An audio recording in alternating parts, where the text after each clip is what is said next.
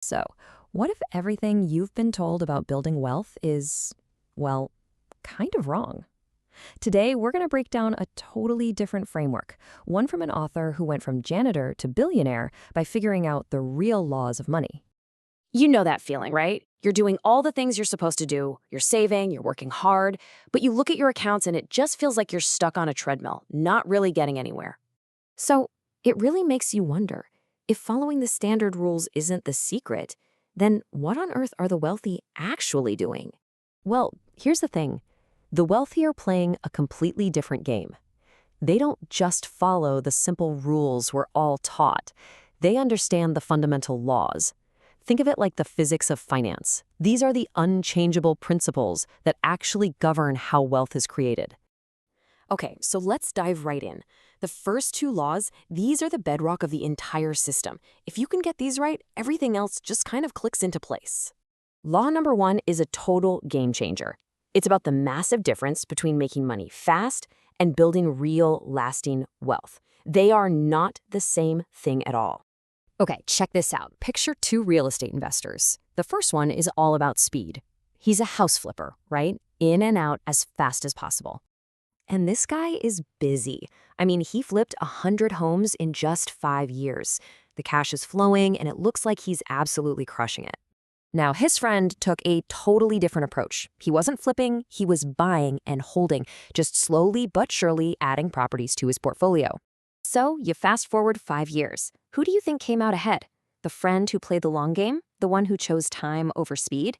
His net worth was 5 times bigger. That's the mind-blowing power of compounding in action. And listen, this isn't just some nice theory. This is the Warren Buffett playbook.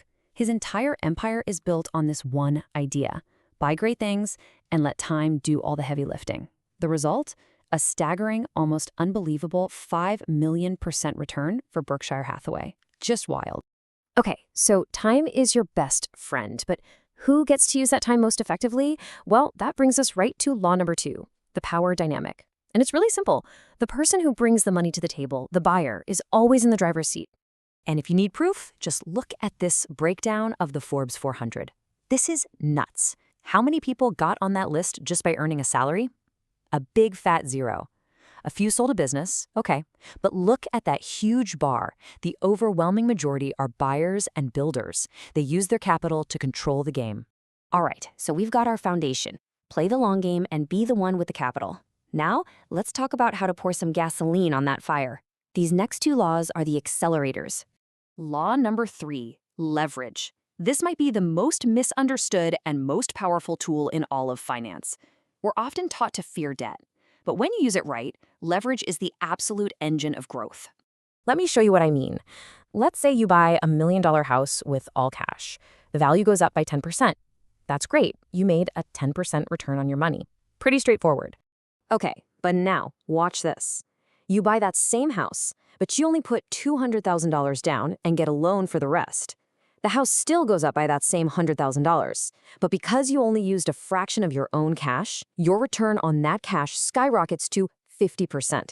That is the multiplying power of leverage. But here's the catch. Leverage only magnifies what's already there. And that's why law number 4 is so important. You have to understand the difference between cash flow and equity. Cash flow keeps the lights on today, but equity is what makes you truly free tomorrow. You want a perfect real-world example? McDonald's. We all think they're in the burger business, right? That's their cash flow. But their real money, their insane wealth, comes from equity. The royalties from their franchisees, and crucially, their gigantic global real estate portfolio. They're a real estate company that just happens to sell burgers. All right, so you've got your foundation, time and power. You've got your accelerators, leverage and equity. But how do you play this game without getting wiped out? These final laws are all about having a winner's mindset. So law number 5 is about risk. See, most people think you risk $1 to make $1. The wealthy don't play that game. They look for what are called asymmetric bets, where they can risk $1 for a chance to make $10 or $50 or even $100. The whole world of venture capital is built on this idea. But chasing those huge home runs comes with a giant flashing warning sign. And that brings us to law number 6, which is maybe the most important one for survival. You do not risk the empire for a pot of gold. It's all about how you size your bets. The author tells this just gut-wrenching story about a friend who broke this law. The guy put 15 years of his life savings into one single deal. It looked like a slam dunk, and it went to zero. He lost everything. The lesson here is critical. The problem wasn't the deal. It was the bet size. He risked the entire empire. And the final law, law number 7, flips a classic piece of advice right on its head. We're all told, diversify, diversify, diversify, right? But the wealthiest people often do the exact opposite. They concentrate. Why? Because people like Elon Musk have deep knowledge and, most importantly, control. Diversification is what you do when you don't have that edge. It's a hedge against your own ignorance. So there you have it, the 7 laws. But, knowing them is one thing, actually using them is what matters. So let's turn all this into a practical playbook, a checklist you can run through for any financial decision. Question number 1 always is, can this thing compound over the long haul? If the answer is no, you might be chasing speed, not wealth. Next up, question 2. Who's really in the driver's seat here? Are you the buyer calling the shots, or are you the seller just reacting to the terms you're given? Question 3, is there asymmetry here?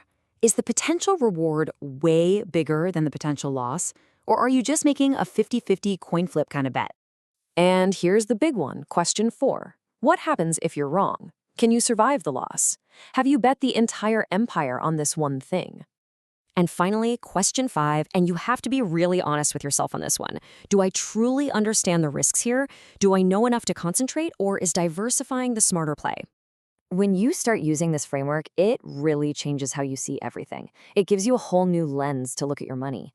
So the real question I want to leave you with is this. In your own financial life, are you just playing by the rules, or are you ready to start playing by the laws?